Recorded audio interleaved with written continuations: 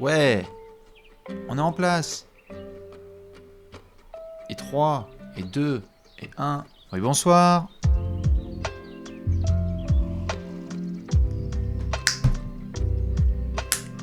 Ouais. Hello. On est tout qui est bien branché. Fais voir.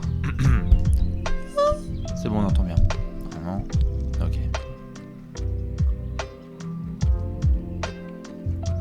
Ah, impeccable. Bonsoir à toutes et à tous. Comment ça va? Ça fait un bail. Oh yeah, braves gens, installez-vous tranquillement. On est là pour vivre un grand moment tous ensemble. C'est Allez Café, classique. Aujourd'hui, on est sur Berlin en termes de tasse. Pour celles et ceux qui viennent souvent sur Allez Café, une tasse, un endroit où Bibi est allé et est revenu avec une tasse. Donc n'hésitez pas à revenir la semaine prochaine pour le pôle Nord. C'est Allez Café, bien évidemment, votre émission juste avant les matchs de NBA. Hier, je souhaitais faire un classique du lundi soir, mais malheureusement, j'étais pas au top de la forme. Donc c'est important de rester 100% physiquement et donc j'ai décidé de repousser de 24 heures. On est ensemble ce soir justement, à fond la pêche, à fond la forme, pour parler de plein de choses, des matchs qui vont avoir lieu, mais surtout de la trade deadline 2023 qui a lieu dans un mois. Prenez tout de suite vos notes, ouvrez vos agendas, je veux rien savoir, je ne veux plus la question que je vois encore sur les réseaux sociaux. Bastien, c'est quand la trade deadline ? C'est quand la trade deadline ? Demandons au chat. C'est quand la trade deadline ? On va voir s'il y a des gens qui suivent bien. Oui, voilà, et on y va. Oui, il y a des gens qui suivent depuis le début. Bonsoir à ceux qui débarquent, bien évidemment, le 9 février. On sera là ensemble, 09-02-2023. Vous connaissez le classique. Bibi, Alex, Simon, Léon au setup et on vit ensemble la fameuse trade deadline, les 3 dernières heures du mercato d'automne et du début d'hiver où on aura bien évidemment plein de rumeurs dans tous les sens. Toutes les franchises seront concernées, on aura plein de petits mouvements, des gros mouvements peut-être si ça chamboule un petit peu, parce qu'on ne peut pas tout justifier à un mois justement de l'événement. Bref, le rendez-vous il est pris et on va pouvoir en parler. Vous étiez nombreux à voir sur Twitter ce soir que j'avais balancé une salve de dernières infos. Si vous débarquez sur YouTube ou via je ne sais quelle autre plateforme qui existe, installez-vous juste avant les matchs. Je vais revenir sur ces rumeurs et donner des informations complémentaires. Ça vient notamment de toutes les infos qu'on a pu récolter, disséquer, écouter, croiser, confirmer. Et donc on vous donne un petit peu la pulpe, sortir des rumeurs à la con et essayer de vous garder un petit peu ce qui nous semble, ce qui me semble notamment le plus crédible ou du moins à suivre. Parce qu'on le sait à chaque fois qu'on se rapproche de la trade deadline, tous les ans, ouais, vous avez vu ce truc là, il y a machin qui avait annoncé que c'était possible que Westbrook soit transféré, comment ça se passe ? On se calme, on va prendre les dernières infos et sur le mois à venir, petit à petit, on fera les updates ensemble. Mais je suis extrêmement malpoli, car vous le savez, lorsqu'on démarre une émission, je dois tout de suite regardez le chat et vous demandez comment ça va et où est-ce que vous êtes. J'espère que vous allez bien. Ça faisait quelques jours que je vous avais pas vu. C'est un des tout premiers de 2023 de Allez Café. Bonsoir, bonjour. Il y a des gens qui sont de Clermont. Merci, vous aussi vous êtes beaux. d'Angers, les grands angevins qui sont là. De Mexico, j'ai de quoi ? De Toulon, de Belgique. Salut aux poteaux de Lille, de Madrid, de Sevran, d'Orléans. Des gens de Gambetta, c'est pas très très loin, de Bastia. Bien évidemment, de Montrouge, qu'est-ce que j'ai ? De Lausanne, bébé, qui est dans le coin, de Caen, de Lima au Pérou, c'est même des pays d'ailleurs, de Marseille, encore d'autres pays d'ailleurs, de Sens, salut aux frérots de Tunisie, bien de Tarbes, d'Argenteuil, de Cancun, ça c'est beau, et toutes celles et ceux que je croise parfois de Nancy, de Montpellier, formidable. Le Mans, et toutes celles et ceux qui font partie de la commune et qui sont là pour avoir les dernières infos de la trade deadline. C'est fou, c'est vraiment mondial ce merdier. Moi un jour je vais me balader dans un bled à l'autre bout du monde et on va me dire Zach LaVine, transfert. Ça arrive déjà parfois, j'en croise 2-3 qui sont un petit peu à l'étranger, ça fait bien évidemment plaisir. Des gens de Vanves, bon bah alors là c'est le sacro-saint, de Drancy, cœur sur Drancy, de Grenoble et de Caen. Installez-vous, de Doha, oh là là, de Tanger, oh là là. Il y a des gens de partout, c'est incroyable. À la fois, il y a des gens du Japon, même, d'autres planètes. De Montréal, j'allais oublier mes amis canadiens. Et la moutarde de Dijon, évidemment, qui est sur place avec nos amis Castelroussin de Châteauroux. On s'installe tranquillou. Si j'ai pas dit, évidemment, dédicace à votre ville ou votre pays, ne le prenez pas personnellement. Ça veut dire, évidemment, que je le reverrai en replay comme il se doit. De Madagascar. Bon, alors là... Allons-y. S'il y a des gens de Jupiter, on y va à fond les ballons. On va parler de trade deadline dans l'émission de ce soir. Avant ça...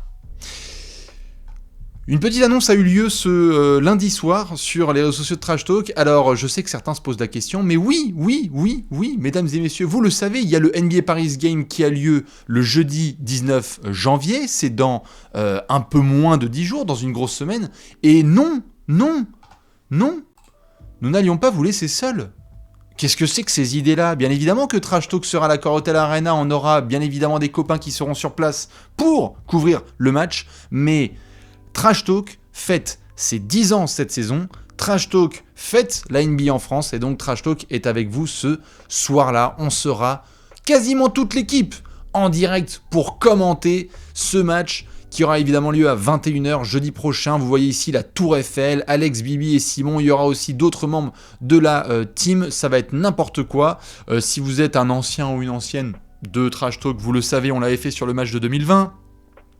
Grosse distribution de pizza, il y avait des mèmes dans tous les sens. On avait dit que Yanis, à chaque fois qu'il dunkait, on tapait sur la tête d'Alex. S'il y avait un 3 points de Batum, on chantait la Marseillaise.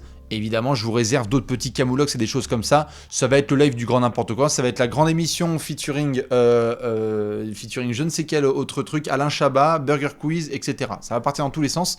Prenez rendez-vous, c'est bien évidemment le jeudi 19 janvier. Alors évidemment, hein, on a eu plein de messages de gens qui nous ont dit attendez, profitez les frérots, allez à l'Accor Hotel Arena. Et oui, on aura l'occasion par la suite aussi de profiter et d'aller à l'Accor Hotel Arena. Mais pour nous, vous le savez, on l'avait fait en 2020, on considère que c'est un grand événement français, pas que parisien, et la commu Trash Talk, elle est mondiale. Il y a des gens qui sont surtout en France, évidemment, cœur, mais on a aussi des gens qui sont sur les autres continents. Et pour ces personnes-là qui ne peuvent pas être à l'Accor Hotel Arena, moi, en discutant avec le reste de l'équipe, on en revient en fait au même. C'est qu'on n'a pas envie de juste se pointer à l'Arena et profiter du match. On a envie aussi de vivre ce moment avec vous. Donc, ça va être la grosse stuff. Si vous ne savez pas quoi faire ce soir-là, je crois qu'il y a même Canal+ qui le diffuse en clair. Donc, si vous avez eu des billets, parfait. Si vous n'avez pas de billets, venez faire la teuf avec nous. On sera là à 20h, une heure avant le match en live pour vivre un grand moment de n'importe quoi. Léonce transpire bien comme il faut pour le setup, mais c'est le GOAT absolu, donc on sait que ce sera nickel, hein, bien évidemment. Et on vivra un grand moment de basket tous ensemble. Voilà. Deux petites news juste à l'instant là, parce que je sais que vous êtes juste avant les matchs, donc je vous balance deux petites news importantes dans le cadre des matchs, et ensuite on va pouvoir partir sur la trade deadline, alors que j'ai mon cher Simon qui est évidemment ici dans le chat. Vous savez quoi dire à monsieur Simon dans le chat? Ouais. Je tiens à souligner que Doc Rivers a annoncé que Joel Embiid ferait son retour ce soir. Wouhou! Il est là, le process Joel Embiid qui est là. On a retrouvé du Tyrese Maxey, on a retrouvé du James Harden, on va retrouver du Joel Embiid. Attention à la deuxième partie de saison des Sixers, on les attend fort. On les voulait justement tout en haut de la conférence Est. Mon cher Simon qui reçoit le max de love, Joel Embiid revient ce soir. En plus, grosse affiche, dans une heure, il déboîte les Pistons. Voilà, donc à surveiller cet échauffement. Dans l'autre type de comeback de ce soir, vous savez qui est de retour ce soir? Il n'y a pas que Joel. Attention, dans le chat, est-ce qu'on suit l'actualité? Est-ce qu'il y en a qui savent qui est de retour ce soir? Yes sir! Shit! Stephen Curry, de retour ce soir face aux Suns, le patron le trompe pas. Et mine de rien, les Warriors se sont pas tout mal sortis. Moi, quand j'ai vu la blessure de Steph, il y a 3 semaines, on avait un peu les miquettes quand même, parce qu'on se disait, attention, il sera pas là lors de certains duels. Le fameux match face aux Grizzlies en antenne nationale le soir de Noël. Après, il y avait des grosses affiches. Golden State s'en sort pas tout mal, hein, mine de rien, sans le trompe pas le patron. Donc, très hâte de retrouver monsieur Stephen Curry qui était dans la discussion de MVP en début de saison et qui aura hâte de venir taquiner les Luka Doncic, les Nikola Jokic et tous les garçons dont le nom de famille finit en Itch. Voilà pour ces deux petits points. Maintenant, je pense que je vais pouvoir prendre une lampée de café et on va pouvoir démarrer cette émission spéciale Trade Deadline. Alors, je rappelle les infos principales. Je vous laisse vous installer, je préfère être clair, je vais pas avoir trop le temps d'interagir avec vous, mais je sais que vous êtes installés tranquillou et je vous fais des cœurs. Il y a des gens aussi qui vont se faire cette émission en replay. Il n'y aura pas forcément un quiz à la fin de l'émission. Là, vraiment, je souhaite focus sur la trade deadline. La trade deadline a lieu dans un mois, le 9 février 2023. Comme je l'ai dit en début d'émission, et n'oubliez pas de l'ajouter dans votre agenda, le 9 février, il y a Bibi, il y a Simon, il y a Alex, il y a Léon Salaprod, et c'est un des plus gros lives de l'année, parce qu'on est entre 18h et 21h, ce sont les 3 dernières heures de la trade deadline, et on va vivre ça ensemble. Jusque-là, donc dans les 4 prochaines semaines, vous allez avoir des points réguliers, des émissions sur Twitch, sur YouTube aussi avec Alex, mais aussi des papiers sur le site de Trash Talk, et des updates de Bibi sur Twitter. C'est toujours un jeu particulier de se ramener à la trade deadline. Est-ce qu'il y en a, je pose la question, pour qui c'est la première trade deadline en carrière? Il y a des gens ici, ils en ont déjà vécu 15, 20, c'est toujours le même bordel, ils connaissent les règles du jeu, il n'y a pas de problème. Oui, il y en a pour qui c'est la première trade deadline. Formidable. Alors installez-vous, ça va être le bordel. Voilà, je préfère le dire. Pour ceux qui vivent leur première ou deuxième trade deadline, eh bien c'est un des événements les plus attendus de la NBA. Ah oui, chaque année on se retrouve à la mi-février et c'est la dernière course à l'armement avant les playoffs. Parce qu'une fois que le 9 février est passé, on ferme les écoutilles, hop, le vestiaire il est carré et c'est avec cet effectif que tu vas devoir aller soit jusqu'au tanking, soit jusqu'au ventre mou de ton classement, soit jusqu'en playoff, et donc potentiellement en finale. Donc ce sont les derniers instants où on peut se renforcer. Attention, on va surveiller les joueurs qui sont bientôt en fin de contrat, ceux qui sont pas très contents d'être dans leur franchise, et les franchises qui sont en transition. Ça se passe pas très bien, etc., etc. Dans ce jeu-là, vous allez avoir plein de rumeurs. Vous allez vous balader sur les réseaux sociaux, et vous allez voir sur telle page, ah machin, j'ai vu une rumeur de Yanis qui pourrait être transféré du côté de New York, parce qu'on a lu ça dans une tasse de café et de merde, excusez-moi pour l'expression, mais des rumeurs, il y en a plein. C'est le jeu des médias et de la NBA. Maintenant, ce qu'on va essayer de faire, c'est de garder le principal. Et donc c'est ce qu'on fait depuis plusieurs années avec Trash Talk, comme vous avez pu le voir, donc il y en a pour qui ça fait des années qu'ils se font la trade deadline avec nous, et vous êtes des GOATs, bien évidemment. Donc si vous montez à bord, welcome, et installez-vous bien confortablement parce que ça va être incroyable. C'est parti ? C'est parti. Alors, au moment où je vous parle, nous sommes donc le 11, ça y est, on est le 11 février depuis un quart d'heure. À un mois de la trade deadline, le sentiment est le suivant.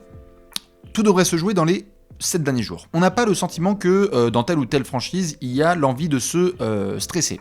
Des trade deadlines, parfois, elles peuvent être un petit peu écoulées. On peut avoir des trade deadlines où ça démarre dès fin décembre, boum, il y a un peu premier transfert, et puis après, ça s'articule dans les semaines suivantes. Souvenez-vous ce qui s'est passé autour notamment des Blazers l'année dernière, CJ McCollum, on avait eu Robert Covington, Norman Powell, tout ça, il y avait eu des gros mouvements qui avaient eu lieu dès le mois de janvier, et là, ça risque d'être un petit peu plus compliqué. Merci mon cher Tim Throne qui est là, je te fais évidemment des bisous. Et donc, il y a le sentiment pour le moment qu'on devrait plus avoir un run au buzzer, donc entre le 1er et le 9 février. Pourquoi ? Parce qu'on a de plus en plus d'équipes qui veulent se renforcer et pas beaucoup d'équipes qui veulent se débarrasser. Et donc c'est en ça qu'on pourra avoir un petit embouteillage et que la température va monter très bientôt. Maintenant, commençons. Et on va commencer par nos amis les Grizzlies. Alors vous l'avez vu, je l'ai tweeté tout à l'heure, les Grizzlies, c'est une des questions que se posent les observateurs en ce moment dans les coulisses. Est-ce qu'ils vont faire un petit transfert pour renforcer leurs chances d'aller en finale NBA ?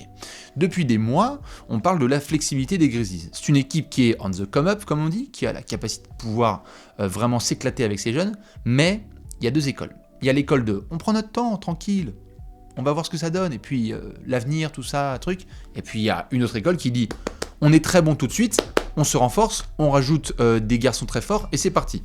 En ce sens, je vous donne un exemple, regardez les Warriors. Les Warriors, lorsqu'il y avait eu Steph, Klay Thompson et compagnie qui arrivaient, Harrison Barnes au début des années 2010, on a eu un démarrage très fort, Mark Jackson, Stephen Curry, et assez vite, Bob Myers a décidé de faire du gros trade et du gros transfert et de la grosse signature, notamment en allant chercher du André Iguodala. C'était le vétéran type, désolé les Grizzlies, ça rapporte des mauvais souvenirs, mais on avait André Iguodala qui avait été ramené pour essayer de faire passer un cap. Il y a ce sentiment autour de Memphis d'avoir une base de jeunes très très forte, mais qui reste quand même un ou deux petits moves, tout à fait Andrew Bogut, exactement. Il y a un ou deux petits moves qui pourraient définitivement pousser les Grizzlies dans ce côté favori pour aller en finale NBA. Parce qu'aujourd'hui, à l'Ouest, c'est assez ouvert. On a Denver, on a New Orleans, on va avoir des équipes qui vont se chauffer aussi. Et donc aujourd'hui, Memphis, ils ont la possibilité, par exemple, de transférer un Danny Green avec un premier choix de draft. Ils ont encore leur choix de draft, les Grizzlies, ils ont un beau petit package avec les transferts qu'ils ont réalisés, lors des départs de Marc Gasol, lors des départs de Mike Conley, etc. Donc, C'est une des questions en coulisses, est-ce que Memphis va se contenter de son effectif actuel ou appuyer encore plus fort? Je vous pose justement la question, selon vous, est-ce que Memphis devrait garder son effectif actuel, on ne touche pas, ou alors on essaye de faire un petit package avec du Danny Green et du pick de draft pour essayer de renforcer le banc? Leur 5 majeur, il est incroyable. Ja Morant, Desmond Bane, Dillon Brooks, Jaren Jackson Jr., Steven Adams.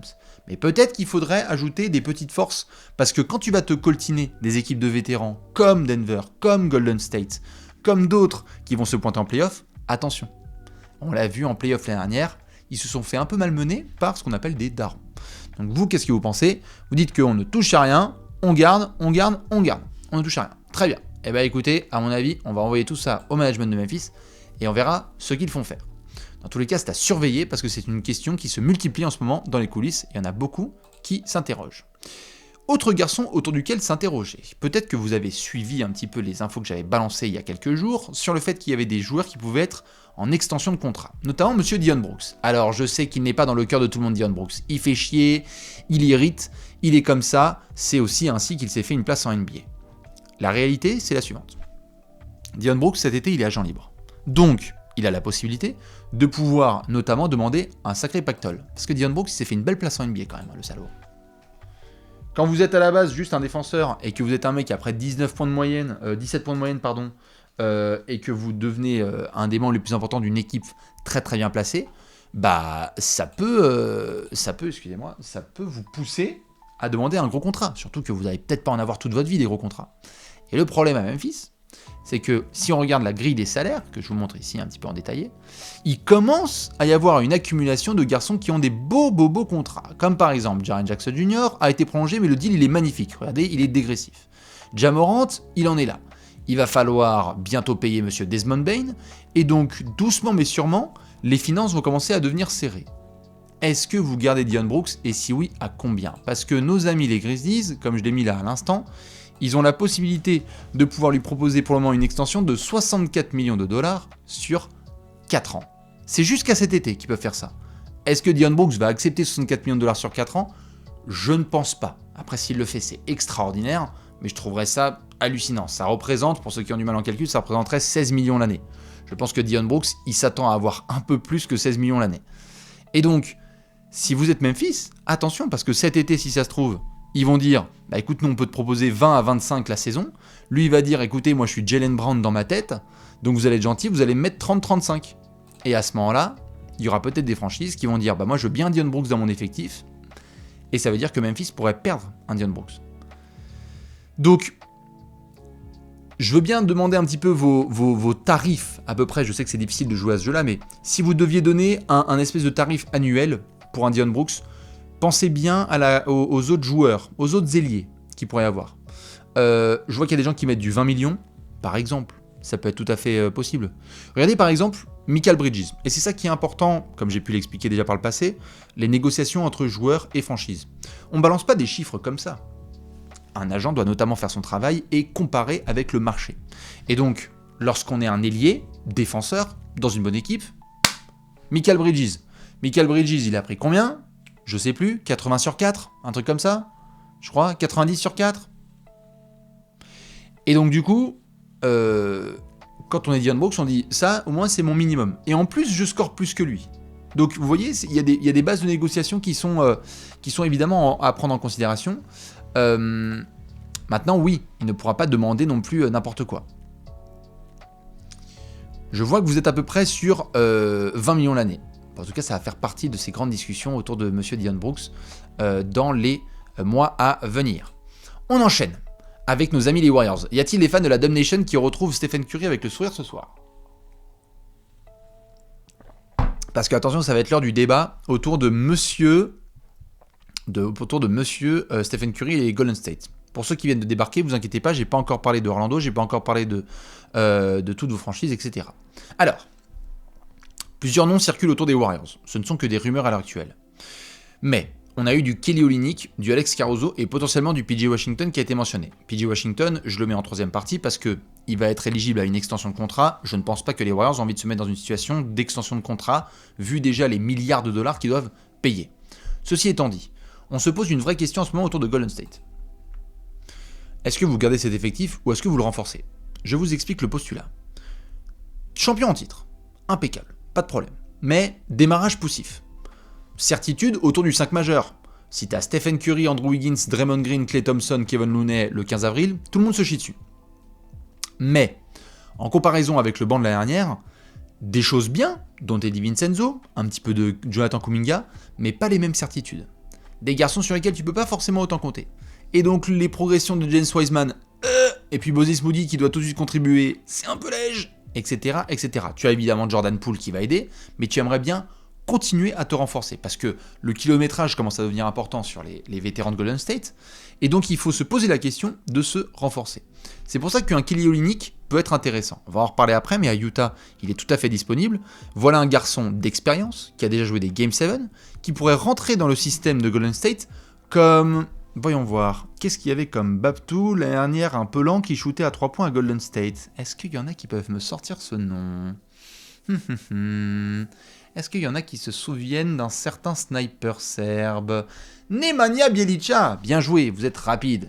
Monsieur Bjelica, qui était là bien évidemment. Alors, ne mettons pas tout le monde dans la même marmite, mais c'est le type de profil qui faisait du bien. Espaçons le terrain. Kelly Olynyk, c'est super. Pour faire des pick and pop avec du Stephen Curry, du Klay Thompson ou du Jordan Poole, il n'y a pas de problème. Donc ce serait bien de faire ça, surtout que JaMychal Green n'a pas été non plus une satisfaction incroyable cette saison. Alex Caruso, ce serait un rêve absolu, mais j'ai du mal à voir les Bulls s'en séparer aussi facilement. Et donc, on va se poser des questions. Pourquoi? Parce que qui dit transfert dit contrepartie. Vous n'allez pas récupérer Kelly Olynyk contre un paquet de Marlboro et des tucs. Excusez-moi pour l'expression, mais c'est un peu compliqué. Pour ça, il faut des pièces en contrepartie. Et donc vient la grande question. Et là, je vais demander au chat une réponse très claire. Ça va être oui ou non. Est-ce qu'il faut conserver James Wiseman, oui ou non? Je rappelle le postulat. Il y en a plein qui me mettent non, là, tout de suite. Ah, ça sent le 50-50. J'ai la flemme de faire un sondage, mais je vois dans le chat là quand même qu'on est entre oui et non. Ok, c'est du 50-50. Rappelons le postulat. James Wiseman, deuxième choix de la draft, derrière Anthony Edwards. Pour le moment, des blessures, mais surtout une étiquette de potentiel bust. C'est-à-dire, même s'il y a des excuses de blessure, il n'arrive pas à s'intégrer, il n'arrive pas à très bien se développer. Il y a des signes de mieux. Il y a eu quelques matchs où on a vu que c'était très bien, mais il ne montre pas de signes durables qui te permettent de croire à une véritable force au poste de pivot dans le court terme. Et le problème, les copains, c'est que nos amis de Golden State, on pense là. On pense pas en 2028. On pense là. En 2023, en 2024 maximum. Combien de déclarations on a pu avoir de la part de Steve Kerr, de Klay Thompson, de Draymond Green, de Stephen Curry qui disent « Notre run ne sera pas éternel ». Et on ne va pas faire ça toute notre vie. Merci Infinity Boba pour le petit sub. On ne va pas faire ça toute notre vie. Il y a un moment où tout ça va exploser. Regardez, ils viennent de prolonger Andrew Wiggins et Jordan Poole. Formidable. Draymond Green cet été, c'est agent libre. Attention. Klay Thompson l'été prochain, c'est agent libre. Attention. Donc à ce moment-là, qu'est-ce qu'il faut faire? L'envie de Bob Myers, notamment, et de Joe Lacob, c'est de permettre à ce groupe d'avoir un ultime hurrah. Ils peuvent potentiellement faire le back-to-back. Ils le savent. Mais pour ça, il faut aussi accepter certaines choses. Et accepter notamment la défaite en tant que second choix de draft qu'est James Wiseman. C'est-à-dire qu'il peut représenter une petite valeur sur le marché, il peut être associé à du pick de draft ou à un autre jeune, mais il faut aussi accepter s'en séparer. Pourquoi? Parce que mesdames et messieurs, aujourd'hui James Wiseman, il touche combien la saison? 12 millions 10 à 12 millions la saison, il gagne? La saison prochaine, 12 millions? Pour un pivot qui n'est même pas ton pivot backup, puisque les minutes de Kevin Looney, lorsqu'elles ne sont pas prises au poste de pivot, c'est soit pour Draymond Green, soit pour Andrew Wiggins dans des ultra small ball. Donc James Wiseman, moi à titre perso, j'ai le sentiment qu'il faudrait s'en séparer, c'est mon avis. Malheureusement sa cote n'est pas très très élevée, mais si on vise la fin de l'ère Curry, j'adore penser à long terme, et il y a Jordan Poole, et il y a Kuminga, et il y a Wiggins, et il y a d'autres garçons, mais là, James Wiseman, moi perso j'ai un petit peu du mal. Et ça va être la grande question qui va suivre Golden State sur les 4 prochaines semaines. Surveillez bien les Warriors. Joe Lacob, il a été très très clair dans un podcast que je vous conseille d'écouter si vous avez un petit peu de temps. Il a notamment mentionné le fait qu'il voulait être compétitif, mais il doit garder l'aspect financier en tête. Et donc avoir un James Wiseman qui est sur un contrat rookie, qui va être encore payé 10, 12, 15 millions, etc., parce que ce sont des gros contrats, les contrats de haut choix de draft, eh bien moi je pense qu'à un moment, ils vont peut-être se regarder dans les yeux et se dire Ça ou un vétéran comme Kelly Olynyk pour tout de suite être productif. Parce qu'on sait que Kelly Olynyk, dédicace les fans des Wizards, il va lâcher une grosse dinguerie en Game 7 ou un Game 6 qu'il va remporter parce qu'il a fait 3 passages en force, plus 2 tirs à 3 points. Et ben ça, Wiseman ne le fera pas en fait en avril. Là, il le fera pas en mai. Et s'il y a un souci avec Draymond Green, c'est pas James Wiseman qui va sauver la saison des Warriors. Voilà. Donc, un peu compliqué. Le podcast, je pense, si vous tapez, c'était The Athletic qui l'avait relayé, mais il y a eu, si tu tapes Joe Lacob podcast sur Google et que tu fais la recherche dans le dernier mois, ça devrait popper. Voilà. Golden State, on va devoir fermer évidemment le sujet. On reparlera de nos amis les Warriors, parce que j'ai vu un petit peu là dans le chat, ça a beaucoup mentionné le terme de se renforcer. Mesdames et messieurs, que va faire Kyle Kuzma cet été ? Alors, c'est un des gros sujets de la trade deadline. Kyle Kuzma, je rappelle, a annoncé quasi publiquement que cet été, il ne prendrait pas sa player option. Il peut prendre une player option à 13 millions de dollars. Aujourd'hui, Kyle Kuzma, il vaut plus de 13 millions de dollars. Imaginez là le travail qu'on a fait sur un Dillon Brooks. On avait dit que c'était 20 millions la saison.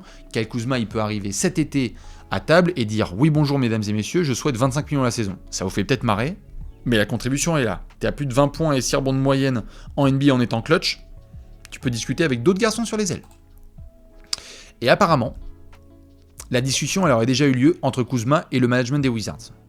Ça veut dire quoi ? Ça veut dire que du côté de Washington, il y a eu le besoin de savoir quelles étaient les intentions de Kyle Kuzma, et qu'il y a de bonnes chances apparemment pour que Kuzma ait donné ses intentions, et donc on en aura la réponse et la traduction sous un mois. Si Kyle Kuzma est transféré, ça veut dire que le message dont Washington est déjà conscient aujourd'hui, c'est qu'il ne prolongera dans aucun cas du côté de DC. Maintenant Washington, ils disent qu'il fait partie du futur. Donc si Kyle Kuzma il a dit « Ah ouais, je suis vraiment partie du futur, vous me garantissez combien ?» Clin d'œil. Eh bien, si on a un tarot sur lequel ils se sont entendus, là du coup, lorsque la trade deadline sera passée et s'il est encore là, il y a de bonnes chances pour que Kyle Kuzma reste. Parce que vous pouvez pas en tant que management vous dire « Ah, on s'est mis d'accord ?» Et puis une fois que la trade deadline est passée, le mec le 1er juillet, il signe avec Dallas. Ah non, ça se fait pas. Ça se fait pas. Normalement, c'est du clin d'œil, donc on doit se faire confiance. Donc Kuzma, il va falloir surveiller ce que ça donne. On en reparlera dans quelques minutes avec un autre potentiel transfert. Will Barton a complètement chuté dans la rotation des Wizards, donc s'il y a une équipe qui voudrait se renforcer au niveau du banc, ça peut être intéressant, mais voilà, il était sympa du côté des Nuggets, c'est un peu compliqué du côté de Washington. Un petit trou noir en termes de jeu offensif et en défense, pas envie d'en parler. Donc voilà, Will Barton, si vous voulez vous éclater, c'est évidemment comme ça que ça se passe. Voilà, Will Barton, Barton cul de ma franchise pour les gens qui suivent évidemment les live tweets. On va s'occuper des Raptors. Parce que je sais du côté de Toronto, ça discute bien évidemment. Alors, on va faire dossier par dossier. Gary Trent Jr., on en a parlé beaucoup dans les rumeurs, il n'est pas si disponible que cela. Il y a eu une période de moins bien. Il n'avait pas très bien démarré sa saison, mais ça va mieux récemment. Il reste dans tous les cas éligible à une prolongation cet été, et les Raptors, pour le moment, imposent une sorte de flou à leurs adversaires et à tous ceux qui veulent se renseigner. On ne sait pas ce qui va se passer avec Masai Ujiri. Ce qu'on sait, c'est que Gary Trent Jr., est-ce qu'il se voit en tant que potentiel 6e homme à l'avenir du côté de Toronto ? Est-ce qu'il sent qu'il a sa place dans la rotation de Nick Nurse, c'est-à-dire sur le long terme ? C'est à voir. Mais là, ça va mieux au niveau du shoot, donc peut-être qu'on va avoir une très belle deuxième partie de saison de Gary Trent Jr., auquel cas il pourrait avoir une prolongation. Ça, c'est sûr. Mais il y a un autre garçon dont on va parler à Toronto, et c'est Fred VanVleet. Et je sais que ça a fait réagir beaucoup de monde. Vous l'avez vu récemment, là, il y a eu pas mal de prises de parole de Fred VanVleet, et notamment des reporters des Raptors, autour de la future prolongation de Fred VanVleet. Freddy a été assez clair publiquement sur le fait qu'il s'est donné rendez-vous avec le management de Toronto cet été. C'est-à-dire qu'il n'a pas envie de parler de toutes ces situations contractuelles, là, en plein milieu de la saison. Ce que je peux comprendre. Le truc, c'est que ça, c'est une chose, mais les petits bruits qui commencent à sortir au fur et à mesure, c'en est une autre. Et notamment le fait que 114 millions sur 4 ans, qui aurait été une potentielle extension proposée, ne serait pas, sur le papier, à la hauteur des attentes de Fred VanVleet. Pour ceux qui ont du mal en calcul, c'est un petit peu moins de 30 millions la saison. Si je dis pas de bêtises. Ouais, c'est ça, puisque 4 fois 30, c'est 120 millions. Donc, un Fred VanVleet, peut-être qu'il se voit à minimum 30 millions de dollars. À minimum 30 millions de dollars. Et moi, sur le papier, je sais que certains vont hurler, mais lui, c'est un bon businessman, il va se ramener, il va faire « Excusez-moi, je suis champion NBA avec les Raptors, je suis All-Star, et j'ai déjà claqué des saisons là à plus de 20 points de moyenne en étant ultra clutch et tout le monde me respecte. Donc, vous voulez quoi ? Me payer 12 millions ? Ce n'est pas possible. Donc, Il y en a, je vois là, qui se marrent. C'est trop 30 millions. Eh, mais je comprends. Mais Fred VanVleet, aujourd'hui, c'est une denrée. Regardez, il a pris combien, Jalen Brunson, là? Jalen Brunson, il a pris quoi? Il a pris 100 sur 4 ans? Je sais plus combien il a pris, Jalen Brunson. Si quelqu'un peut me ressortir les chiffres. Il a pris 105. Merci Team Throne. Il a pris 105 sur quoi? Sur 4? Voilà, 25, 27 millions. Bon, Jalen Brunson, Fred VanVleet, je sais qu'aujourd'hui, là, il y en a plein qui disent « Ah bah, Jalen Brunson tous les jours », mais concrètement, intrinsèquement, il peut dire « Excusez-moi, moi, c'est plus, en fait. J'ai un titre de champion, j'ai été All-Star, Jalen Brunson rêve d'être All-Star et champion, donnez-moi tout de suite un meilleur contrat. » Voilà. Donc, c'est aussi comme ça que ça se passe. Donc oui, en ce moment, il y a de la méforme autour du shoot, c'est horrible Fred VanVleet. Il n'empêche que l'année dernière, on va pas commencer à faire ceux qui se souviennent de rien il y a 10 mois. Il y a un an, tout le monde était debout en train de faire l'hélicobite et de s'applaudir parce que Fred VanVleet était All-Star. N'oublions pas quand même ce qui s'est passé il y a quelques mois. Donc, c'est un dossier à suivre. J'ai l'impression qu'on va se retrouver cet été et que les discussions vont être musclées entre les deux. Ça, c'est le sentiment que j'ai. Je pense pas que là, ça va se dénouer autour de la trade deadline, mais ce sera surveillé de très très près. En ce qui concerne les autres Raptors, notamment les forwards, je ne pense pas que Pascal Siakam, OG Anunoby et Scottie Barnes vont être transférés. Un des trois, c'est mort. Il faudra vraiment un séisme pour que ce soit le cas, et notamment que les défaites continuent à s'empiler. Cet été, ce sera autre chose. Et moi, je pense qu'il faudra se pencher aussi sur un Nick Nurse, parce que si l'utilisation des joueurs ne se fait pas dans un cadre qui plaît à tout le monde, attention, ça pourrait gueuler. Et je dis ça parce que Nick Nurse n'est pas non plus en sécurité totale, même on a été champion en 2019 à la tête de ces Raptors. Voilà. Donc, il y a des rumeurs autour de Toronto, il y a du potentiel mouvement. Ce qui est sûr, c'est que c'est pas très satisfaisant. Regardez par exemple, dans quelques minutes, dans une demi-heure, ils vont jouer contre Charlotte. Ils doivent être dominants et montrer qu'ils peuvent faire une série de victoires. Donc les shoots à 3 points doivent rentrer, parce que c'est pas du tout rentré en début de saison. Les blessures doivent s'arrêter. On vient de le faire là, le bilan de mi-saison. On s'est regardé, on s'est dit ça y est, la barre des 41 matchs elle est dépassée. On va voir ce que Toronto va nous réserver. Mais ce qui est sûr, c'est que là, il y a beaucoup de rumeurs autour des Raptors. Donc, si ça ne se redresse pas d'ici un mois, Masai Ujiri pourrait être très très taquin. Il y en a un autre évidemment qui est taquin, vous le savez, c'est Eric Gordon, qui a dit récemment qu'il y avait absolument zéro axe de progression du côté des Rockets et que c'était n'importe quoi. Je schématise, mais c'est vrai que, traduisons-les, Eric Gordon a dit franchement ça progresse pas dans ce groupe. Le point de non-retour est atteint, très clairement, hein, lui il va être bientôt en fin de contrat, mais apparemment ces propos n'ont ni plu évidemment au management de Houston, puisque publiquement ils sont passés pour des branques, mais il y a aussi d'autres GM adverses qui ont été un peu réticents à l'idée de le récupérer parce que ça peut faire un peu vieil aigri. Donc, oui, je vois qu'il y a des gens qui le mettent. Est-ce qu'il a tort? Non. J'ai envie de mettre le même, il a pas tort. Il a pas tort. J'ai envie de le mettre. Mais le problème, c'est que t'es à la trade deadline, t'as pas envie de rapporter ça. Voilà. Donc, faut juste que l'agent dise à Eric Gordon, écoute, juste mange tes 25 shoots par match, là, ferme ta gueule, prends une défaite de 40 comme tout le monde en ce moment, fais des bêtes de handshake avec Jalen Green, et puis on se retrouve à la trade deadline. Je pense qu'il va se faire transférer, Eric Gordon. Attention, là, il y a une belle rumeur. Mesdames et messieurs, Tim Hardaway Jr. et Caris LeVert. Alors, la question qui pourrait en ce moment faire débattre, c'est sur le fait de savoir si Tim Hardaway Jr. est une vraie upgrade vis-à-vis de Caris LeVert. Exposons les deux dossiers.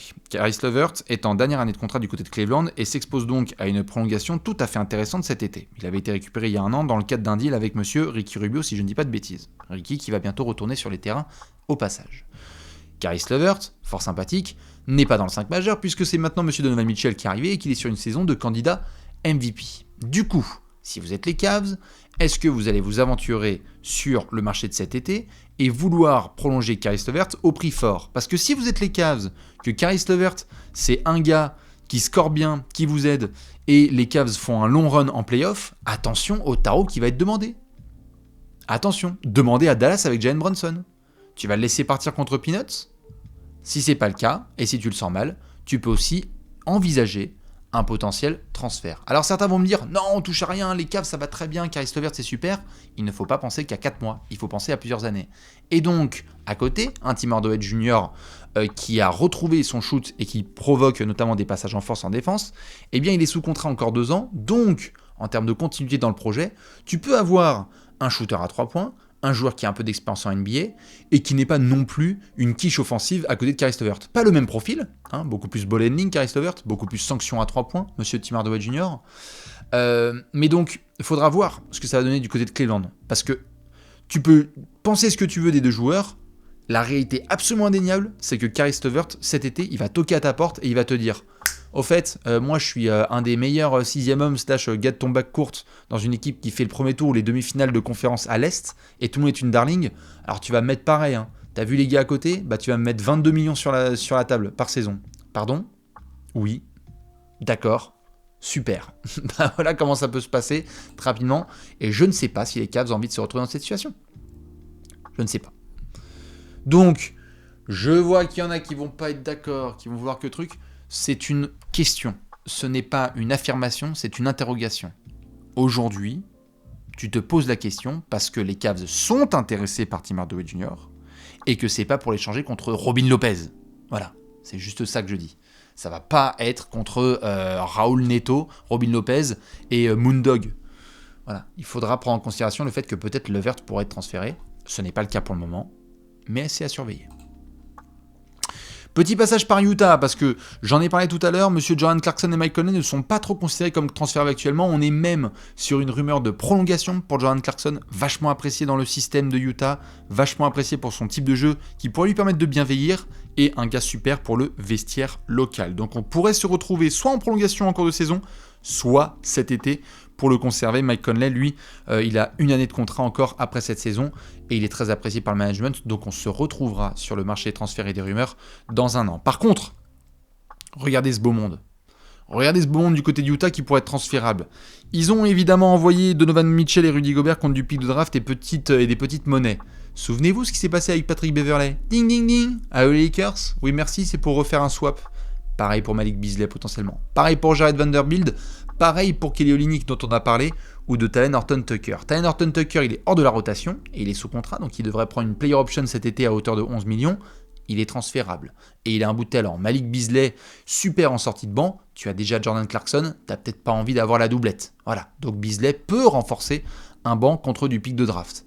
Jared Vanderbilt, super couteau suisse, plein d'équipes salivent, je le vois dans le chat là, plein d'équipes salivent à l'idée d'avoir un Vanderbilt qui arrive un petit peu en soldat de l'ombre, qui dit moi, marquer 10 points, je m'en bats les reins, par contre je vais hyper bien défendre, prendre des rebonds, faire des contres et provoquer des passages en force. Jared Vanderbilt peut être un joueur, notamment transféré contre un pick de draft. Je crois que c'est Denver, à l'époque avec le Thunder, qui avait récupéré Jeremy Grant, l'ancien Jeremy Grant, hein, pareil dans un registre hyper soldat défensif, avant de le développer. Ils l'ont récupéré contre un first round pick en plein milieu de trade deadline, donc à surveiller du côté du Jazz. Vous avez été nombreux à parler de monsieur Bojan Bogdanovic. Je suis obligé d'en parler de monsieur Bojan, puisque il est bien évidemment dans les rumeurs actuellement. Alors, beaucoup d'équipes sont sur Bojan. Beaucoup d'équipes sont sur Bojan Bogdanovic. On parle de plus de 10 équipes. J'ai même entendu une douzaine d'équipes qui sont sur Bojan Bogdanovic. Et on a pour le moment des Pistons qui font le meilleur taf possible. Ils n'arrêtent pas de dire non, mais on l'a prolongé, c'est génial, il est dans le setup de Détroit à l'avenir. Mais tout le monde dit mon cul. On le sait, il est disponible. Il fait une saison de zinzin, il a plus de 20 points de moyenne, il bombarde comme jamais, il y a des déclarations positives dans tous les sens. Et plein de franchises aimeraient avoir ce joueur vétéran, sniper et capable défenseur pour augmenter leurs chances d'aller chercher le titre. Donc, on va faire monter les enchères. Et malgré tous ces propos positifs, le trade, c'est sûr, il va venir. Donc maintenant, quelle franchise pourrait le récupérer ? C'est parti dans le chat. Selon vous, quelle franchise va récupérer Bojan Bogdanovic ? Parce que ça, c'est un sacré pari quand même. Je vous le dis. On me dit quoi ? Les Mavs, les Cavs. Ouais, bah, s'ils y arrivent, beau gosse. Hein. Les Lakers, on va y venir. Pas sur les Lakers. Les Suns, le Heat. Ah, le salaire, t'es tranquille, c'est 20 millions la saison, si je dis pas de conneries. Un truc comme ça. Donc, non, c'est solide, hein, ce qu'ils ont fait. Hein. Fais voir Détroit. C'est... Ah ouais, non, mais c'est incroyable. Là, il est payé 19 500 000 et après, c'est 20 millions la saison. Voilà, donc... donc c'est peinard. Hein. On reparlait de Dillon Brooks tout à l'heure, voilà. Lui, il peut dire « Ah, il est payé 20 millions, Bojan. Il met 20 points du côté de Détroit qui font de la merde. Moi, je mets 17 points dans une équipe top de conférence. Tu vas me donner 25 millions la saison. Bâtard. » Voilà. Eh bien, écoutez, Moi, je pense que on va en reparler, évidemment, de Bojan Bogdanovic dans la dernière semaine de la trade deadline. J'ai un petit espoir pour une équipe genre Dallas, qui pourrait se positionner dessus, mais va falloir retrousser ses manches, hein, parce que les Mavs, va falloir faire un trade à plusieurs. Tout petit temps mort, avec juste une pause qu'on fait juste de 2 minutes. Là, mon cher Team Throne, tu sais quoi faire si tu es à peu près disponible. Vous le savez, j'ai juste mis le petit sponsor qui est ici. S'il y a des mineurs, faites pas les bolos. C'est juste que on va faire un tout petit point prono et après on va reprendre tout l'aspect trade deadline bien évidemment dans quelques minutes. Si vous voulez, hein, bien évidemment, faire du pari sportif, vous pouvez le faire, mais juste ne faites pas les bolos comme d'habitude. Hein. On n'arrête pas de le répéter avec Alex. Ne perdez pas ce que vous n'êtes pas en capacité de perdre. Ceci étant dit, exactement, hashtag faites pas les bolos. Ceci étant dit, s'il y en a qui ont prévu de faire du prono ce soir, je vous ai juste réservé 2 petits pronos, bien évidemment, sur les matchs de ce soir, avec un petit lien qui va être balancé là dans le chat si vous souhaitez vous inscrire. Je rappelle que c'est réservé aux majeurs, on ne fait pas les bolos, bien évidemment. Donc, j'ai juste réservé 2 petites choses. Est-ce que vous savez que Dallas joue les Clippers ce soir? Donc, ça veut dire que Luka Doncic va jouer face aux Clippers. Excusez-moi. Ça veut donc dire que Luka Doncic a minimum 30 points, plus 7 rebonds, plus 7 passes. C'est à 2,15. Moi, j'ai envie de foncer dessus. Je pense que tout Paul George, tout Kawhi Leonard, tout ce que vous voulez, etc. sur la tronche, il va faire une dinguerie. C'est la spéciale évidemment de monsieur Luka Doncic. Donc voilà, certains, je sais, attendront une grosse perf de Kawhi Leonard aussi parce que c'est un très gros match. Je sais pas ce qu'ils ont là sur Kawhi. Kawhi en 25-5, c'est à 2,35. Voilà, on espère un gros match enfin de l'homme le plus silencieux de la planète. Et le deuxième prono que je crois j'avais mis, c'est le très gros duel entre Utah et Cleveland. Hein. Attention, on va quand même avoir les retrouvailles entre Lauri Markkanen et Donovan Mitchell. Donovan Mitchell côté Jazz et Lauri Markkanen avec les Cavs. Et donc le petit Lauri Markkanen a minimum 25 points, elle est qu'à 1,75. Et Lauri Markkanen a plus de 30 points, elle est à 2,80. Donc c'est à vous de voir. Oui voilà, Paul George il joue pas de toute façon face aux Mavs, hein, puisqu'il est out. Mais Kawhi par contre il est très attendu. Pour retourner sur ce match entre Cavs et Jazz, je pense que Lauri Markkanen, vu la forme de ouf dans laquelle il est, ça peut mériter évidemment son petit bet. Voilà, si vous aimez évidemment faire ça. Je rappelle dans tous les cas qu'il y a un lien dans le chat si vous souhaitez jouer avec les poteaux de Parions Sport et que vous ne faites pas les bolos. On reviendra évidemment avec des épisodes de MVP avec Alex parce que je crois que demain on devrait parler de tout ça. Maintenant, on va pouvoir reprendre bien évidemment nos petites rumeurs de transfert. On parlait de Bojan Bogdanovic à l'instant. Est-ce qu'il y a des fans des Lakers qui sont dans le coin? Hop hop hop hop hop hop hop hop hop hop hop hop hop. Alors, mesdames et messieurs, parlons de nos amis les Lakers. Ah là là là là là, les Lakers. Oui, vous lisez bien, évidemment, que les Lakers ne veulent pas transférer leurs pics 2027 et 2029. Alors, je rappelle que les Lakers ont cette arme fatale, les pics de draft non protégés de 2027-2029. Donc dans 5 à 8 ans, à peu près. Rob Pelinka a dit non. On ne transférera pas ces pics, sauf si de la superstar est disponible. Donc ça parle notamment de monsieur DeMar DeRozan, de Zach LaVine ou de Bradley Beal, si Washington se bouge, ou si Chicago implose. Et je le mets bien parce que tout à l'heure certains m'ont dit les Lakers sur Bojan Bogdanovic. Je ne pense pas que les Lakers vont faire de trade pour juste Bojan Bogdanovic ou Buddy Hield et Miles Turner, qui ont été des rumeurs incessantes sur les dernières semaines. Je pense pas que les Lakers vont faire de move là-dessus. LeBron n'arrête pas de mettre de la pression. Mais moi, je peux comprendre que Rob Pelinka dit non, désolé, voilà. Ça a été compliqué. Et pourquoi est-ce qu'il ne ferait pas de move ? Parce que si vous êtes au courant des affaires des Lakers, vous savez que cet été, ça peut être n'importe quoi. Et donc, mesdames et messieurs, les Lakers, le mois de février, ils s'en carrent le cul. Pourquoi ? Parce que les Lakers, cet été, si vous enlevez le contrat de Russell Westbrook, si vous priez très très fort, et si soudainement vous devenez une équipe respectable, eh bien vous pourriez attirer dans vos filets des joueurs comme Draymond Green et Kyrie Irving. Oui monsieur, ça fait partie de rumeurs potentielles du côté de Los Angeles. On le sait, Kyrie Irving va être agent libre cet été, et j'ai parlé des Nets dans le dernier apéro des Nets. Aujourd'hui, un mec du management de Brooklyn qui me dit « il n'y a pas de souci, nous on va prolonger Kyrie Irving », je n'y crois pas une seconde. Il y a bien des choses qui peuvent évoluer en deuxième partie de saison, mais à l'heure d'aujourd'hui, je n'y crois pas. Voilà. Après tout ce qui s'est passé, je n'y crois pas. Et il va pas demander 4,50€ et une mixtape avec des bouteilles Pepsi. Non, il va demander cher. Et les Lakers pourraient avoir cette place-là, pour les retrouvailles, pour LeBron, pour Kyrie, pour tout ce que ça représente. Draymond, c'est pareil. On a vu les histoires. Il est fondamental dans la réussite de Golden State. Mais s'il y en a bien un qui n'est pour le moment pas prolongé, où on n'a pas de bruit autour de la prolongation, et on sait qu'il est fin businessman, c'est Draymond Green. Donc je sais que ça fait marrer tout le monde aujourd'hui en janvier, mais je vous implore, ceux qui me regardent là ce soir et ceux qui m'écoutent en replay, de garder cette info en tête. Parce que c'est la réalité business. Les Lakers, ils vont avoir Russell Westbrook en moins dans leur salaire, et en plus de ça, il y a tout un paquet de types qui vont partir, parce que leur salaire ne dure que 1 an. Donc tu vas avoir LeBron, Anthony Davis, Austin Reeves, et après rouler jeunesse. Et à ce moment-là, tu peux aller chercher potentiellement du Draymond ou du Kyrie. C'est une réalité. C'est pour ça que tu n'as peut-être pas envie de te séparer de tes 2 pics de draft. Parce que si c'est juste pour avoir Bojan Bogdanovic et faire un premier tour de playoff, c'est peut-être pas idéal. Voilà. Le salaire de Draymond Green, c'est 33 millions, je crois, si je dis pas de bêtises. Et il est agent libre cet été. Et Kyrie, c'est plus de 30 millions pareil. Et il sera agent libre cet été. Donc c'est pour ça qu'on est obligé de parler de ces rumeurs. Un autre garçon qui est lié aux Lakers et dont on va parler tout de suite, c'est monsieur Zach LaVine. 4 équipes seraient actuellement les plus concernées par le dossier de Zach LaVine, qui est chaud bouillant, d'ailleurs chaud patate en ce moment. Il va jouer, si je dis pas de bêtises, dans la semaine contre des grosses équipes. Pareil, on a vu du match contre Boston et on attend les autres cartons. Il a cartonné les Sixers là récemment avec 11 sur 13 à 3 points.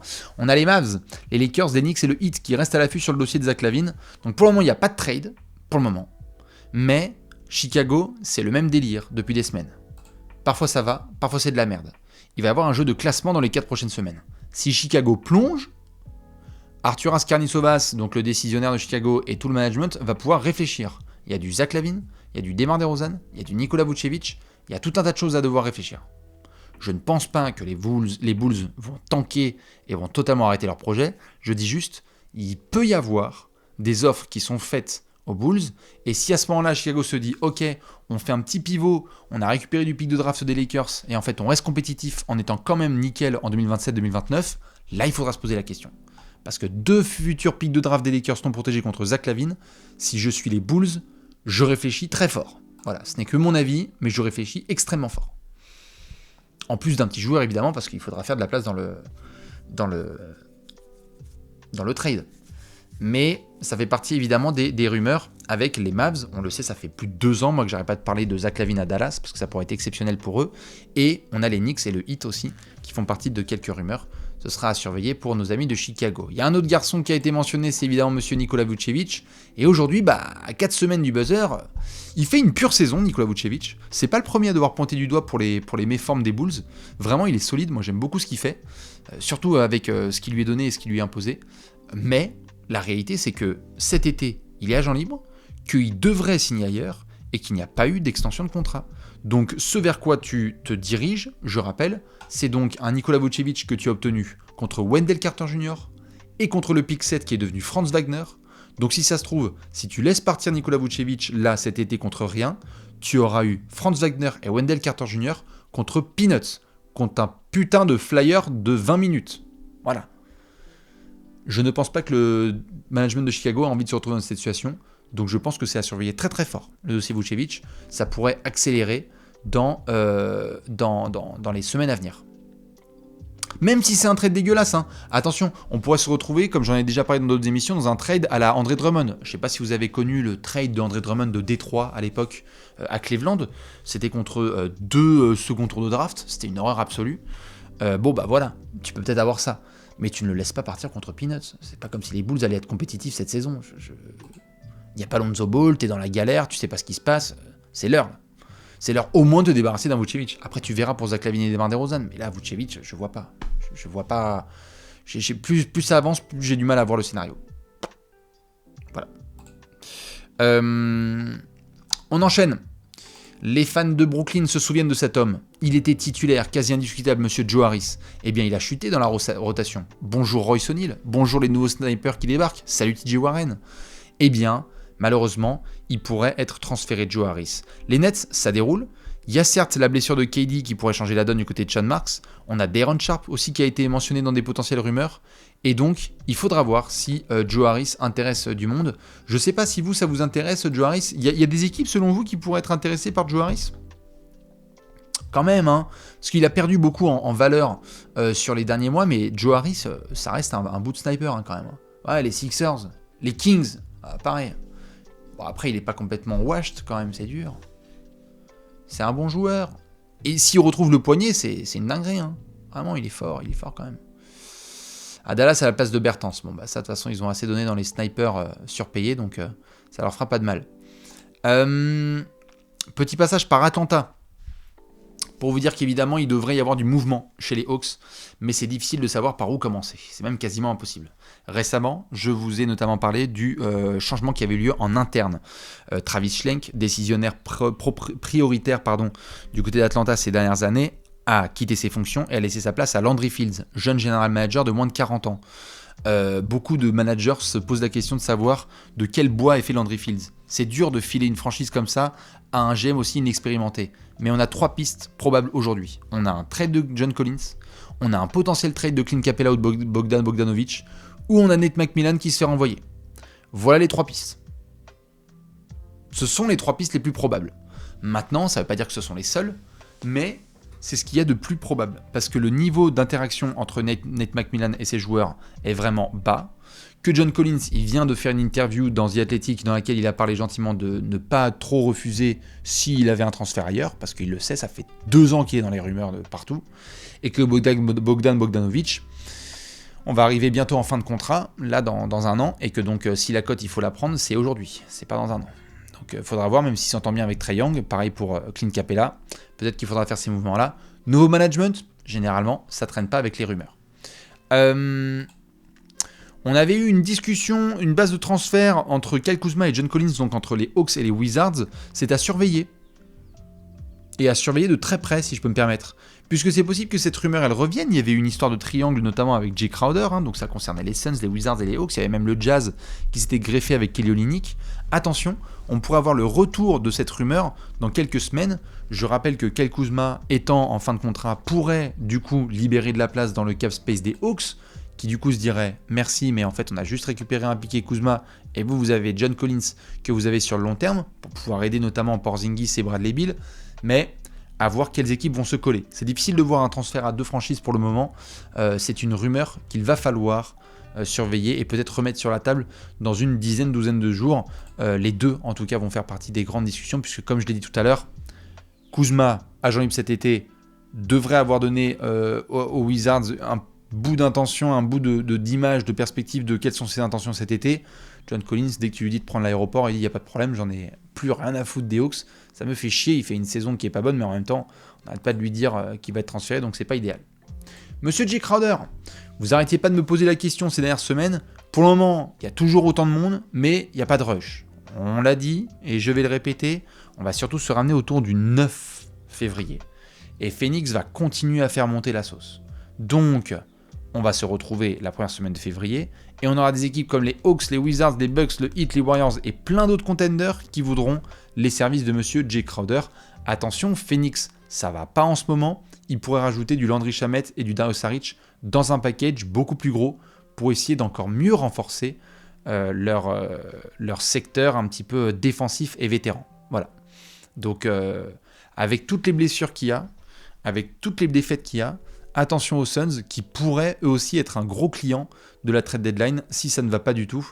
Je regarde juste si je ne dis pas de bêtises. Ils sont sur combien là les Suns ? Les Suns aujourd'hui ils sont... Bon, les Suns ils sont 8e. Ça calme hein. Ils sont à 9 défaites sur les 10 derniers matchs. 6 défaites de suite. Voilà. Donc si ça se trouve Phoenix... Dans quelques jours, ça va commencer à bien claquer des dents. Une franchise qui ne claque pas des dents, mais un joueur qui en a marre de jouer au basketball. C'est Cam Reddish, bienvenue chez les Knicks. Il est plus que jamais transférable. Bon, ce qui est génial avec Cam Reddish, c'est que ça fait 3 saisons qu'il est en NBA, il a déjà fait 2 demandes de transfert. Donc vraiment, on est sur quelqu'un qui apprécie énormément où il se retrouve. Voilà, et qui a clairement confirmé, c'est un super All-Star, futur Hall of Famer. Il y a eu des mentions, des rumeurs sur 2 seconds tours de draft contre Cam Reddish. J'en parlais à l'instant avec les histoires d'André Drummond à l'époque entre Détroit et Cleveland. Pas étonné si les Knicks ne récupèrent que 1 second tour de draft contre Cam Reddish. C'est un top 10 choix de draft qui pour le moment a montré quelques flashs sur un seul match ou 2, mais voilà, il n'a pas du tout confirmé. Il n'a pas du tout confirmé sur son début de carrière Cam Reddish. Hyper talentueux, hein. Il y a des sources, c'est Paul George. Il y a d'autres sources, c'est George Paul. Voilà, c'est juste ça. Et le problème, c'est que c'est plus George Paul que Paul George en ce moment, Cam Reddish. Donc ce serait peut-être sympa de se mettre au basketball de manière sérieuse et aussi arrêter de se plaindre dès qu'un endroit ne lui convient pas. Ce sera à surveiller. Il y a d'autres joueurs chez les Knicks qui seront dans les rumeurs. C'est évidemment Monsieur Evan Fournier. Aujourd'hui, ça s'est un peu calmé sur les rumeurs. Alors, je rappelle l'historique sur le dossier d'Evan Fournier. Parce que, si vous voulez, c'est aussi pour ça que parfois il y en a qui me disent ah, du coup, comment est-ce que vous faites au niveau des news pour accumuler les choses, etc. Une trade deadline, c'est pas quelque chose qu'on travaille là, sur 48 heures ou sur 2 semaines, comme je pense la plupart des gens aiment le faire. Moi, ce que j'essaie de faire, c'est à 1 an. Ça veut donc dire qu'il y a des notes qui sont prises et qui font que quand il y a des choses qui ont été lues en février, elles se back en mars, elles seront rediscutées en avril. On revient dessus en juillet, ça a été rementionné en septembre, ça se susurre en novembre et on en reparle en janvier. Donc ça veut dire qu'un mec comme Evan Fournier, par exemple, non seulement ça a été discuté cet été, avec les histoires de Donovan Mitchell, ça a été discuté même à la trade deadline de l'année dernière, ça a été discuté à la rentrée, mais donc on pourrait avoir des rumeurs autour du 9 février. Jusque pour le moment, il n'y en a pas, parce qu'une des priorités, c'est autour de Cam Reddish, qu'il y a aussi une cote qui est bien meilleure sur du Immanuel Quickley. Ce sont des rumeurs uniquement. Il a été très très bon là en sortie de banc pour venir aider le secteur extérieur de New York, même lorsqu'il était titulaire, ça a été vachement bien, il s'est beaucoup ajusté je trouve, et donc on va voir comment ça va avec le retour de RJ Barrett. Et donc du coup, aujourd'hui Evan, c'est un petit peu le troisième dans la liste des priorités des Knicks en termes de transfert. Il y a du Cam Reddish, il y a du Immanuel Quickley, et autour de ça, il y a Evan Fournier. Et vu que Evan n'est pas du tout dans un rush contractuel, il a encore 7 saisons et 2 saisons après, les Knicks peuvent continuer à faire un peu n'importe quoi avec Evan Fournier, même si ça nous rend dingue. Il a rejoué là un peu récemment, allez. Et si ça se trouve, il rejouera encore là dans les prochaines heures, et on sera très content pour lui. Mais c'est compliqué pour Evan, vraiment, ça on va pas se le cacher, c'est très très dur. Pour finir, parce qu'il reste quand même quelques news, et là on va atteindre la barre des 1h du matin. Du côté de Miami, Dwayne Dedmon serait disponible. Il a été dépassé par Orlando Robinson dans la rotation. Le mec il est arrivé, il a dit merci mais non merci. Et donc vu qu'il a un contrat à moins de 5 millions de dollars, il pourrait servir soit dans un petit trade, en étant juste séparé en solo, soit en faisant partie d'un package avec Duncan Robinson. Et vu que Miami a la bonne intention de faire un beau gros push en deuxième partie de saison, avec des joueurs en forme, avec un effectif solide, avec un peu plus de sérieux, eh bien il faudra voir ce que ça donne autour de Dwayne Dedmon, qui fait partie des joueurs transférables par le Heat d'ici 1 mois. Je rappelle que Victor Oladipo avait été dans des mentions de transfert, mais que je ne l'ai pas mis, parce qu'il a été rassurant récemment, et qu'il peut veto certains trades, si je ne dis pas de bêtises. Autre petite rumeur juste à surveiller, ce sont 2 hommes, Kyle Lowry et D'Angelo Russell. Pour le moment, il n'y a pas de traction de transfert, j'ai bien dit juste à surveiller, le wording est important. Miami ne serait pas contre l'idée de se défaire du contrat de Lowry qui a 28 millions cette année, 29 millions l'an prochain, c'est du garanti. D'Angelo Russell, je rappelle qu'il est agent libre cet été, mais pour le moment, il n'y a pas de base solide. Ce sont des discussions qui pourraient avoir lieu. Après, Pat Riley n'est pas un grand fan de mid-season trade. C'est pas un mec qui fait des transferts en cours de saison. Généralement, il fait son business entre juin et septembre, et après, basta. Donc on va voir. Oui, tractation, excusez-moi. Il n'y a pas trop de traction et de tractation. Il n'y a pas de tracteur en ce moment entre Kyle Lowry et D'Angelo Russell, même si Kyle Lowry a un tracteur au niveau des hanches. Voilà au niveau des rumeurs. Du côté de Minnesota, justement, je parlais de D'Angelo Russell. La saison de D'Lo, elle est assez solide. En tout cas, c'est pas celui qu'on doit le plus pointer du doigt pour les galères du côté de Minnesota. On a Rudy Gobert, qui a trouvé un petit peu sa forme récemment et qui a avoué avoir eu un petit peu du mal en sortie d'Eurobasket, donc c'est pas mal. Et on a Taurean Prince qui a fait son bon retour. Donc si vous ajoutez tout ça Avec le retour à venir de Karl Anthony Towns, eh bien Minnesota pourrait rester silencieux à la deadline en gardant du D'Angelo Russell. Je rappelle que D'Angelo Russell, il est dans la même situation que Nikola Vucevic.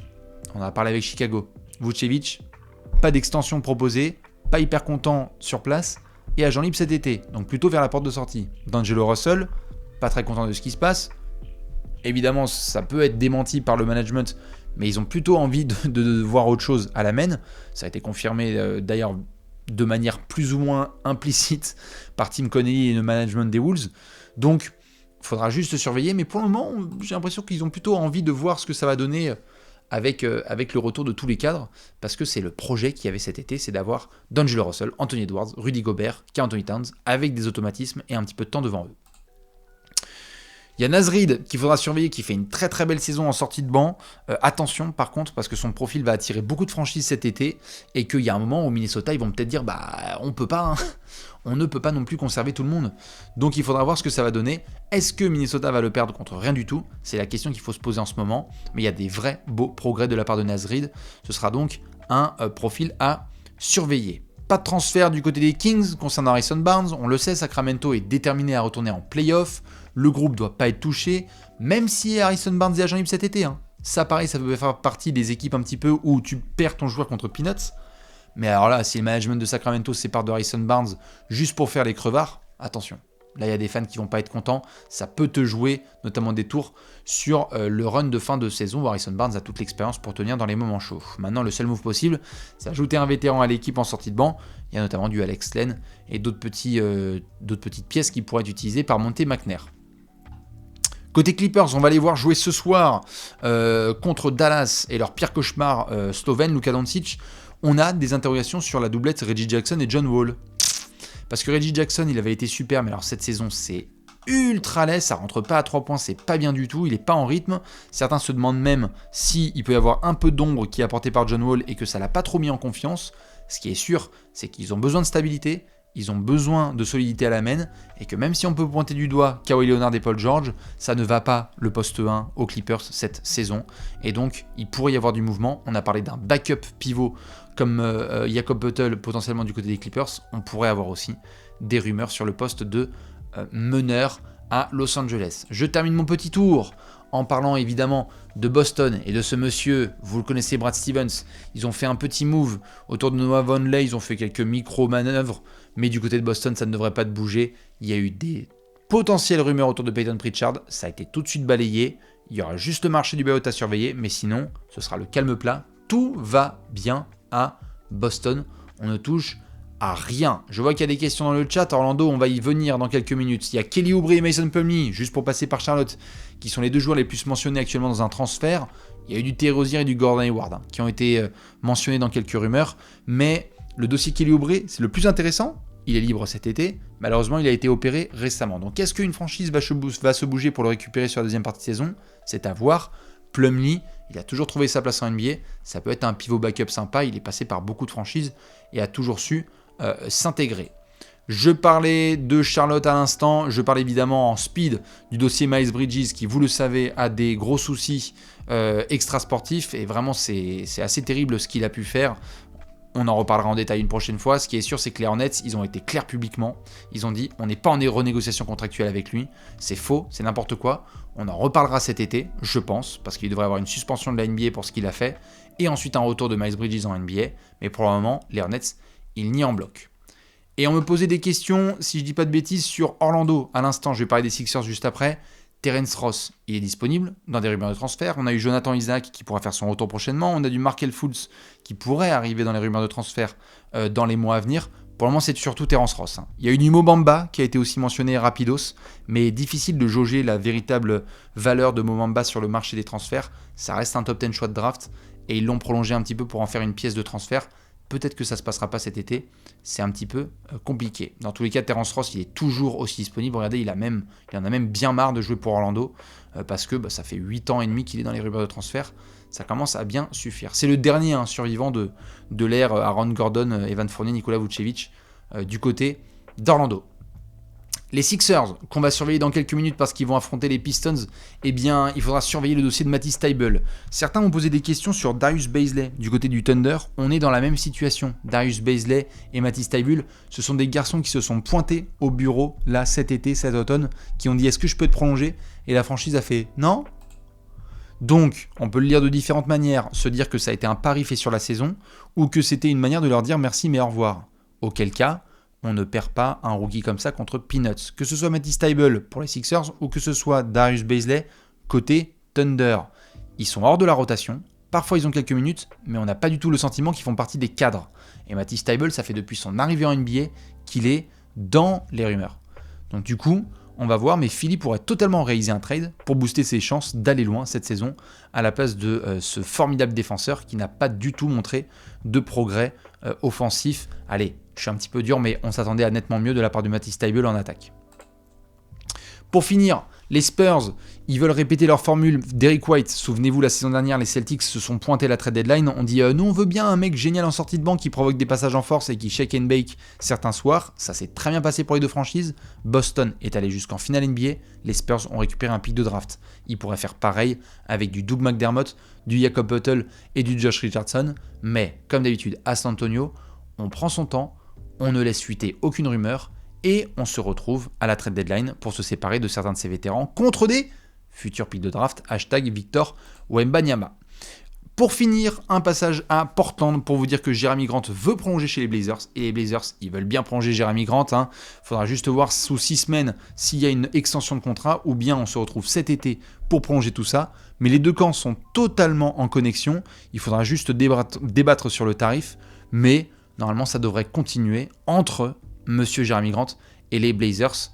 Et il faudra surveiller cet homme, Monsieur Joe Cronin, vous savez, qui a pris la place notamment de Neil Olshey il y a un an à la direction des Blazers. Attention, plusieurs exécutifs suivent de très très près le dialogue des Blazers parce que la dynamique c'est la même. Ils veulent entourer au mieux Damian Lillard, ils veulent faire tous les moves nécessaires. S'il n'y a rien qui est fait à la trade deadline, il faudra surveiller cet été. Il pourrait y avoir du gros chambardement du côté des Blazers s'il y a un peu de progrès, mais que c'est pas assez bien et qu'il faut se séparer de certains joueurs de talent. Voilà pour la trade deadline. Ça fait un point complet. Les matchs vont bientôt commencer. Donc du coup, ce qui va se passer, c'est que déjà, je veux vous remercier, vous toutes et tous qui étaient là. Je sais que c'était un petit peu one shot, mais l'idée, c'était surtout de se faire un petit point sur la trade deadline pour que vous ayez les infos de base. Maintenant, dans les prochaines semaines, il va y avoir d'autres émissions. Je vais revenir avec des infos soit confirmées, soit contradictoires, et essayer de voir qu'est-ce qui est le plus stable. Moi, je ne vais pas vous dire un truc un lundi et vous dire totalement l'inverse le lundi suivant. S'il y a un truc qui est contredit, je vais me dire, attendez, on va essayer de sous-peser, discuter avec les bonnes personnes, et ensuite revenir avec l'info la plus véridique possible. Donc du coup, on se retrouvera très probablement en début de semaine prochaine pour faire un nouveau point sur la trade deadline. Je pense qu'il y aura des apéros aussi avec Alex pour discuter tout ça. Il y a plein d'articles sur le site de Trash Talk qui font le point sur toutes ces rumeurs. Moi, bien évidemment, qu'est-ce que je vais faire ? Eh bien, je vais vous retrouver sur Twitter si vous regardez les matchs. Je vais souhaiter bonne nuit à celles et ceux qui vont se coucher. Merci à toutes celles et ceux qui ont balancé des subs dans tous les sens. Merci à Léonce, comme d'hab à la prod. Merci à Team Throne qui a géré avec les petits liens et à Simon qui était de passage. Vous êtes des loulous, on va se retrouver très vite. Il y aura des apéros. Là, bientôt avec Alex, on va aussi se pencher sur le fait de tourner un petit peu parce qu'il y a des gros sujets d'actu. D'ailleurs, vous avez bien kiffé, j'ai remarqué le sujet sur la Team USA versus les joueurs internationaux. Donc, on va se ramener avec d'autres émissions. Et surtout, s'il vous plaît, notez bien que jeudi prochain, on sera ensemble pour le match entre les Bulls et les Pistons, le jeudi 19 janvier. On sera là pour le match commenté à 21h. On sera ensemble à 20h. Et on vient d'apprendre, voilà, que monsieur Derek Favors vient de signer à Atlanta. N'est-ce pas formidable ? Et sur cette breaking news, je vais vous faire des bisous et je vais mourir. Voilà, donc à tout de suite évidemment sur les matchs de NBA. Cœur sur vous et très bonne journée à ceux qui regardent le replay. Je vous souhaite un excellent mercredi. Des bisous les loulous, à la prochaine. Ciao.